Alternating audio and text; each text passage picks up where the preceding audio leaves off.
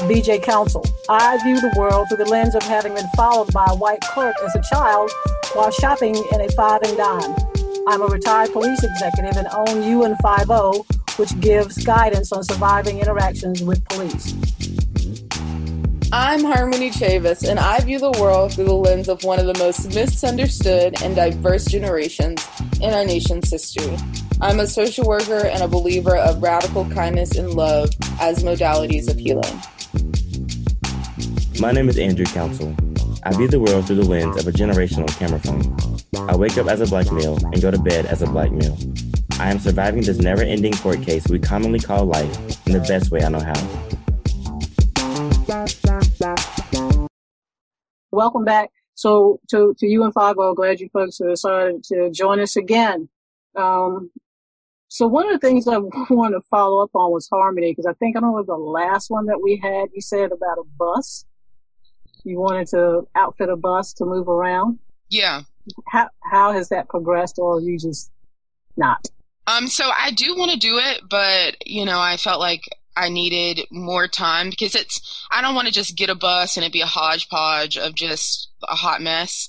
So I've seen that a lot of conversions take anywhere from 6 months to a year. So I'm still in the process of researching buses that I like, and then also finding a place to park it in the meantime, because I don't think my apartment complex is going to be okay with that. My brother is also like a carpenter and like a jack of all trades. Unlike a lot of people, I'm not going to ask for free services. So I'm hoping though that he'll let me work off some of it, because I really do want to learn how to build a bus. So just still trying to figure out his rate, where I can keep the bus, what type of bus I really want. But no, it's definitely still happening. Even if I don't live in it full time, I plan to use it as like an Airbnb until I am ready to make that full transition. I love a person with a plan. Yeah. Andrew, what's up, my man? Happy birthday. Your birthday was September, a couple of days ago. So how was that for you? It was very good. It was my best birthday yet. Wow. Yay. Whoa. So it was really nice. Okay, well, I mean, when somebody says it was my best birthday ever, usually the follow-up question is, what did I do? Why? I guess I think somebody has asked me before, like, if you could stay at an age for the rest of your life, what would it be? And I've always said 21. I think just because of the different things legally that you can do at 21. And then I felt like that was just it's a marking.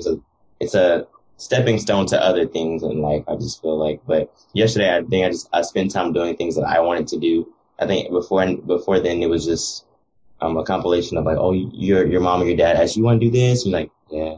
And then you don't do it. But, so I guess yesterday, everything that I wanted to do, I was able to do, which I think that's the reason why it was the best birthday I've had so far. Totally understand that. And then just so everybody, we all have had birthdays since we last chatted, and which means I think we're all Virgos. Is that correct? We all Virgos? Yeah. So which, is Virgos are a little different as far as how they, little anal. At least I think they are a little bit. So. Well, I'm on the cusp, so. Yeah, close enough. Close enough. So what we're going to do now, we're going to start, today we're going to be talking, Harmony wanted to talk about Breonna Taylor. She said, this was of interest to all of us, but she said her heart was just wanting to know a little bit more about who Breonna Taylor is. And so she's done some stuff on that. So we're going to have that talk. But one of the things I want to let folks know, what we're going to be doing periodically, is looking at shootings that have been investigated.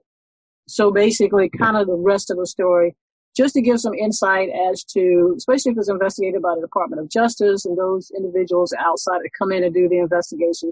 Because what normally happens is the media does not go back and give you the rest of the story, which can just offer a different perspective. So before anybody gets up in arms, I'm not trying to change anybody's perspective. If you still don't like the way everything happened, I'm okay with that. I just want people to be able to at least have the whole picture, or at least another perspective, and you can continue to believe, what you want to believe in or your opinion. I'm not trying to do that, but I kind of like having enough information so I can make a sound decision that I am comfortable with. So what we want to do is just maybe when we can find these investigations of some of these shootings, that have been final reports, just bring them to your attention as though, this is something you may not have heard.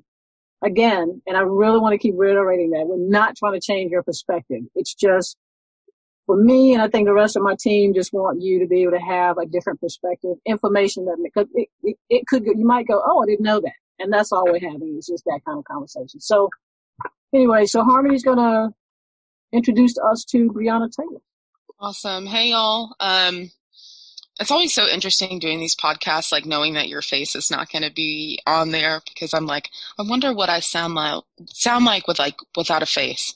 Anyway, as VJ said, as a woman of color, I think that this story stuck with me a lot, because when you looked at Breonna Taylor versus George Floyd, there was a difference in media attention, number one, and I think that there has also been delayed justice, which makes it even more infuriating and confusing for me personally. So we're gonna jump right in. Breonna Shaquille Taylor was born on June 5th of 1993 in Grand Rapids to Tamika Palmer, and on March 13th of 2020, she was shot dead by the Louisville Police Department. Officers Sergeant Jonathan Mattingly, Deputy Miles Cosgrove, and Deputy Brett Hankinson during the execution of a no-knock warrant.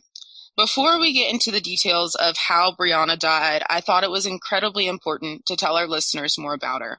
Her life story has been narrated by the media as this one finite point, the moment where she lost her life. Breonna was and is more than just a victim of police brutality. While doing research, it was pretty difficult to find a ton of personal information on her. It was mostly dredged in legal jargon and timelines of basically her death.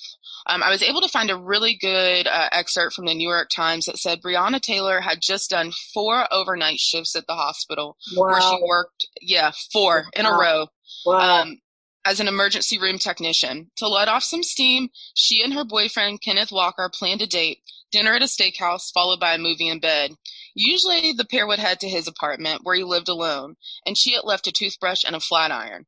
But that night, they went to the small unit she shared with her younger sister, who was away on a trip. It was dark when the couple pulled into the parking lot and then closed the door to apartment 4 behind them. This was the year of big plans for the 26-year-old. Her home was brimming with the Post-it notes and envelopes on which she wrote her goals. She had just bought a new car. Next on the list was buying her own home and trying to have a baby with Mr. Walker. They had already picked out a name.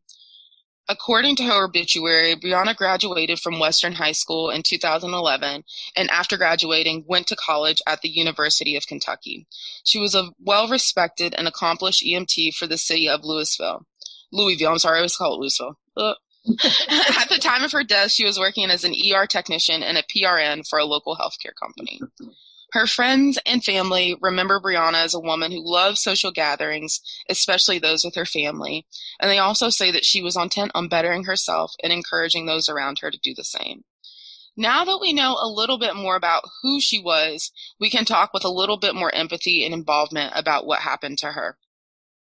Before we get into the timeline of what exactly happened to Breonna, I want to talk about why it happened, and that is a no-knock warrant. For those of you who are unfamiliar with a no-knock warrant, according to Cornell law, it is a search warrant authorizing police officers to enter a certain premise without first knocking and announcing their presence or purpose prior to entering the premises. Such warrants are issued where an entry to the knock and announce rule, basically where they knock on the door and say, police, open up, would lead to the destruction of objects for which the police are searching, or would compromise the safety of the police or another individual. Essentially, what happened was Detective Joshua James filed a request for a no-knock warrant for Breonna Taylor's address because they were looking into the activities of Jamarcus Glover, an alleged drug trafficker.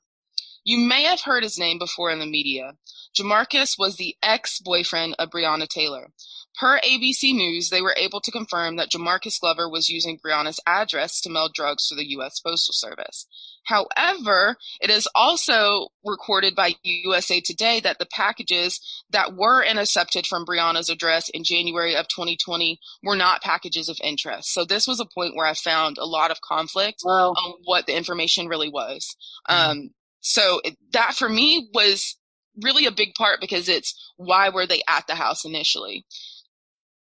And what I've also been hearing lately is that people are saying that she was named as a person of interest on the search warrant, which initially that wasn't the case. It was just her address, because they thought that her ex-boyfriend Jamarcus was hiding drugs at her place.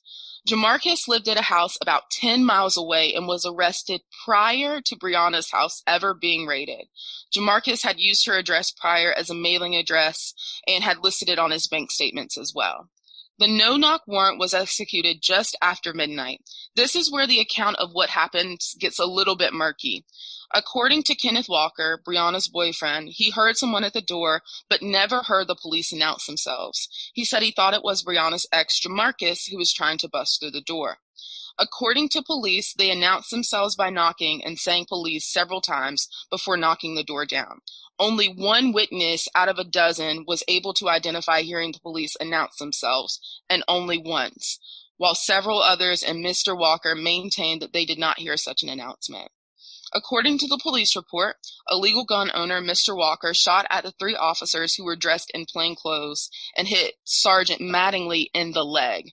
The officers then blindly shot at least 20 times into the apartment, even going into a different apartment where a 5-year-old lived. The bullets from the same gunfire hit Breonna at least 6 times.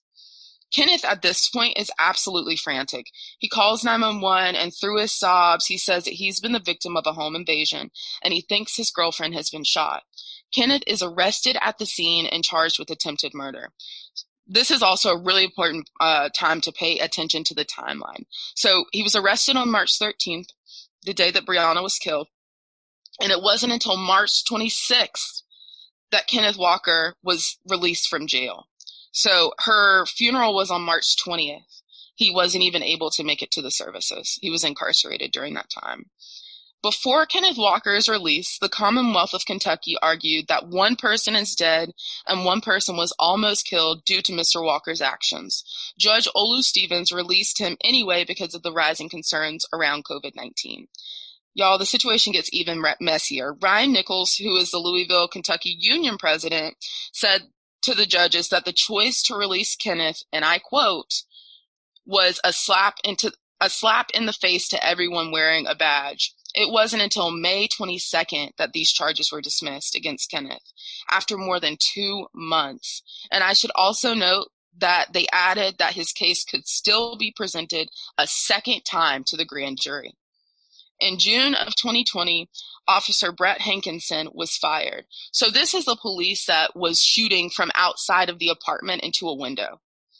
His letter that was shared to the public, his termination letter that was shared to the public said, "We have determined that you violated standard operating procedure when your actions displayed an extreme indifference to the value of human life, when you wantonly and blindly fired 10 rounds into an apartment which was occupied by Breonna Taylor."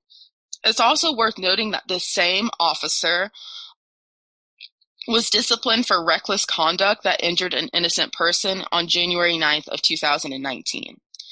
The ex-boyfriend, Jamarcus Glover, was offered a plea deal this week as well. I don't know if anybody's seen that. If he would name Breonna as one of his co-defendants in his drug trafficking ring, which he declined. Breonna, an EMT, was left untreated for 20 whole minutes after being shot, dispatch records show. She wasn't killed instantly. She fought as hard as she could to live, and she suffered. And we cannot forget this part of her story, although it is so much more than just that one moment. Breonna, we're sorry it's taking so long. Wow. That's a lot. Thank you. That was yeah. Yeah, I think one of the first things you said, the fact that she had worked four night shifts. I mean, that just resonates because, being as a police officer, being out there with EMTs, working 24-hour shifts, I mean, I can relate. That's hard to pull. Right. Hard to pull. I mean, so you wouldn't hear anybody knocking on your door. If you're doing 4 nights and you finally get a day off, yeah, them Z's are coming pretty hard. You're not going to hear anybody knocking on the door. So. There was also some other things that I thought were really interesting. So apparently their standard operating procedure with raids like that include on-site EMT. They told them an hour prior to the raid to just go ahead and go home. So they violated their own operating procedure in that way. And then because of all of the confusion of whether or not these were also police officers, it took them a lot longer to identify that she was as seriously hurt as her boyfriend said. Right. So the other officer, I'm not sure which one it was, helped Sergeant Mattingly, who had been shot in the leg, instead of rendering aid to Breonna. So for 20 minutes, for me, that was just such a shocking moment. For 20 minutes, until she was rendered aid, and she fought as hard as she could to live. And for me, I think that is such a parody to things that we feel as Black people in general, just fighting as hard as we can for as long as we can to just stay alive.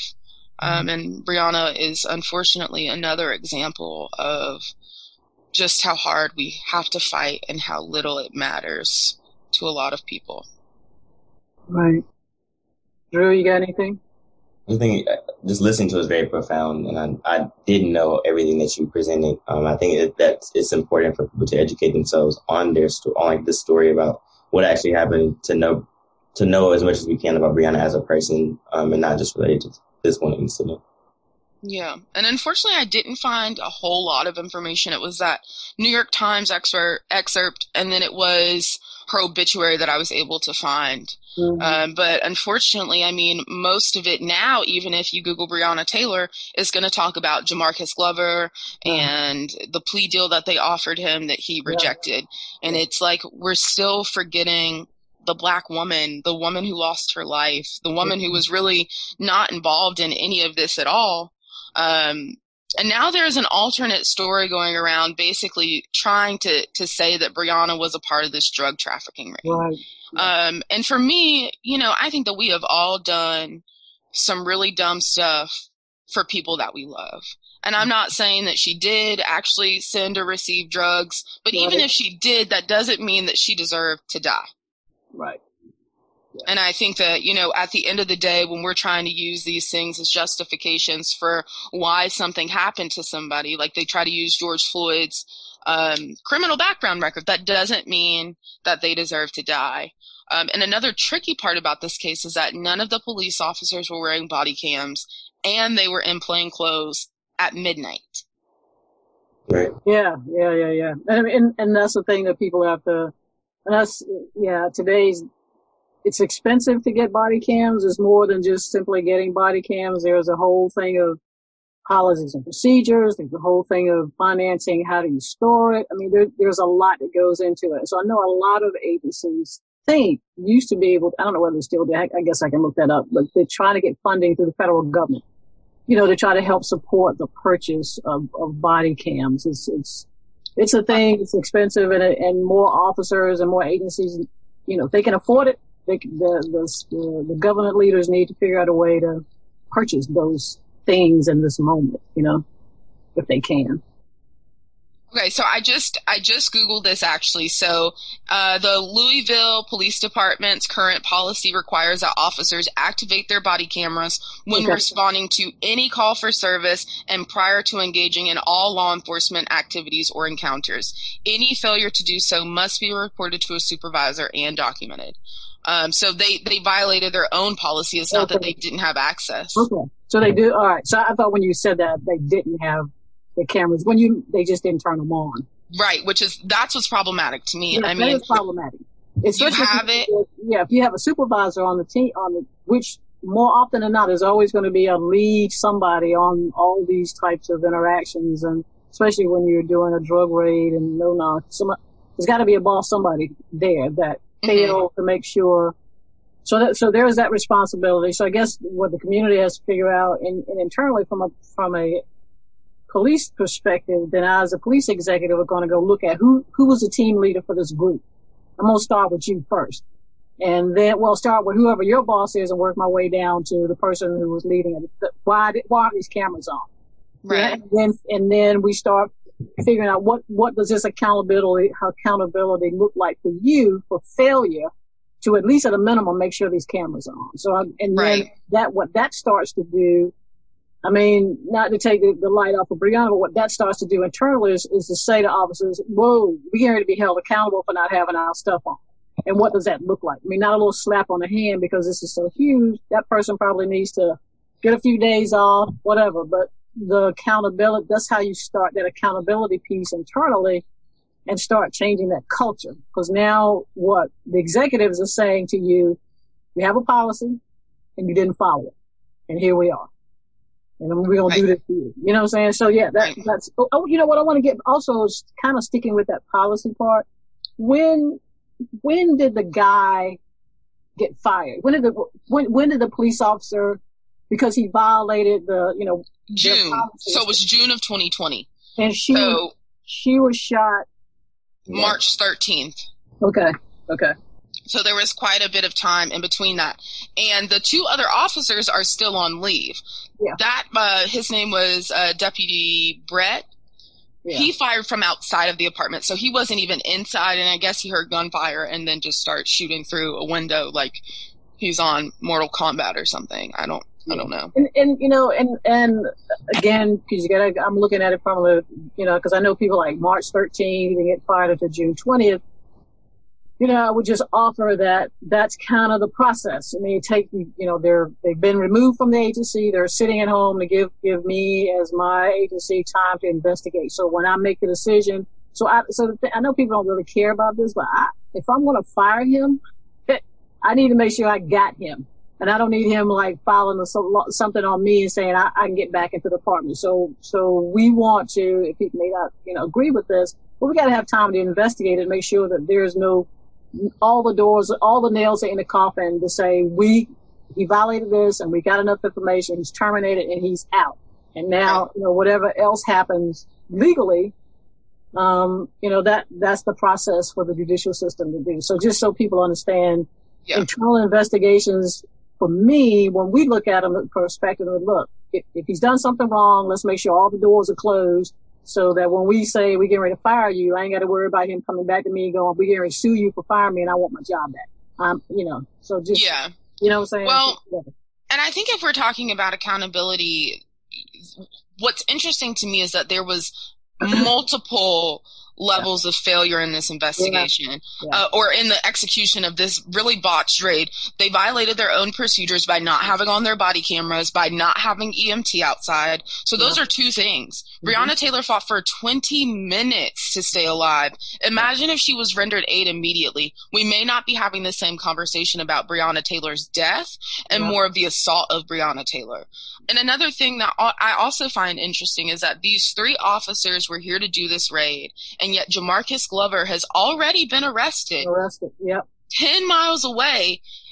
And it is the duty of those officers to be informed. So I also read from Cornell Law that although officers need to not take affirmative steps to make an independent re-verification of the circumstances already recognized by a magistrate in issuing a no-knock warrant, such a warrant does not entitle officers to disregard reliable information, clearly negating the existence of an exigent circumstances when they actually receive such information before execution of the warrant. So my question is, where is the communication? Why was there no communication? I can understand if your boss has told you, hey, we're doing this raid. We think that we've got an alleged drug trafficker. We're looking for something to take him down. I can understand why, you would assume that you're doing the right thing. But that doesn't mean that people don't need to be held accountable. People hit people with cars by accident. And guess what? They're charged. And I'm not saying that, he shot her by accident. But let's say, these officers really did fear for their lives. They thought that this was Jamarcus Glover. They thought that these were violent offenders. I can understand why you would have such reaction. But that's why it's necessary to have all of the facts. I feel like these Blue Lives Matter folks are so like, oh, let's have all of the facts. Well, how about we have all of the facts before we just go into a people's place of living and start shooting? And so for me, it's not just the individual officers who need some type of reprimanding. And I think that those officers need to be charged because regardless of the surrounding circumstances, they shot somebody. And if it was a civilian and they hurt somebody, regardless of the circumstances, majority of the time, you're going to get charged. I don't think firing them is enough. I think that they need to be charged, and I think that their superiors, more than anything, need to be reprimanded, because you're the one telling these officers that are taught to listen to you and respect you and follow your orders to basically go and do this. Of course, they have their own discretion of, okay, do I shoot? Do I not shoot back? How many times do we announce ourselves? But what's ironic to me is that the police are saying, hey, we announced ourselves for a no-knock warrant. Then why go get a no-knock warrant? Why not just get a warrant, which is the same thing, except for you don't have to announce yourself. So the fact that the police are saying, hey, you know, we did have a no-knock warrant, but we announced ourselves. Doesn't that defeat the purpose? Not really. I mean, because the officer could have made a decision. Look, that's just another thing to say, look, it's a no-knock warrant, but we made a decision to announce ourselves. I don't really see where that's a negative. I see that. But I don't think that, I'm just saying maybe they didn't. I don't think that they did. Yeah, but I was saying, I wouldn't see that as a negative. But I would just say that that's just something else they may have laid on top of it, just to, I mean, it's just extra. Then they can say, well, it's a no-knock, but we would announce anyway. I mean, but yeah, I mean, I think, did you see, I think the chief or somebody was terminated because there was another incident shortly after Breonna Taylor that happened in that community. But I think the police chief or either the police chief or the sheriff, somebody has been relieved of his or her duty. There may be an interim at this point. So I don't know whether you saw that or not. No, I didn't. So, yeah. And, during my research, I was trying to get the timeline as much as I could, but it's a lot of conflicting information. Yeah. And I think that depending on what source you're reading, it reads a completely different way. Yeah. It sounds completely different. So yeah. It was difficult to do, I think, because there is so much media coverage. Yeah. Some people say that she was shot 8 times. Some people say 6. Yeah. Yeah. So it's a lot of conflicting information, but it makes a difference. It does. And all of it's not going to come out until the trial happens or the final investigation has occurred by whatever independent agency does that. So we won't know exactly everything, and then that'll be based on the policy. So cool. I really appreciate you doing that. Yeah, it's all about her. It's, not just we need to know about individuals, who they are and all that. But yeah, it's a lot going on now about the gentleman, the ex-boyfriend, and I saw where the current boyfriend is speaking out. At least he had a little press conference and stuff like that. So thank you for doing that. And yeah, of course. Yeah, and that was good. Just one more thing. I would like if us and our listeners could maybe just have a moment of silence for Breonna and for all the other victims of police brutality. I think that while we're telling their stories, we also do have to pay reverence to their transition as well.